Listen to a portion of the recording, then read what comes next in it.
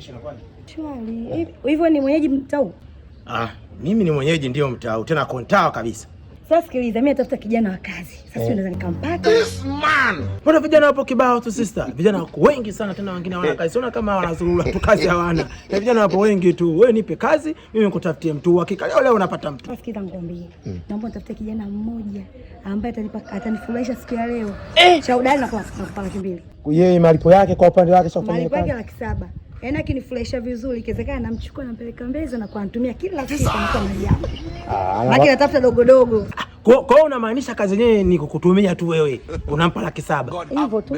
Hiyo kazi hiyo. Sasa usihangaike. Hiyo kazi mimi naiweza hiyo. Kazi mimi naiweza. Ukizingatia mwenyewe hapa nilipo sina hata kazi ya kufanya. Nacheza kamari tu mapoteo barabarani huko. Kazi sina. Hiyo kazi ndio nahakikisha mimi naiweza. Haina haja kumtafuta mtu mwingine. Nipe mimi hiyo kazi. Ila tukubaliane. Ulisema dalali anapata 200, atakaye kutumia anampa 700. Maana yake mimi ndo dalali na mimi ndo nakutumia. Utanipa shilingi ngapi? 900, si ndio? Lakini sasa unaona kama legelege mtoto wa mama kabisa, malage mbea hivi hapo. Taweza? Hamna sister, sinyone hivyo. Mimi nipo skangaga. Mimi najiamini. Si unajua mtu mkavu mimi nimetoka Morogoro juzi tukulima viazi. Mimi matuta na nalima vizuri tu. How are you? Fine.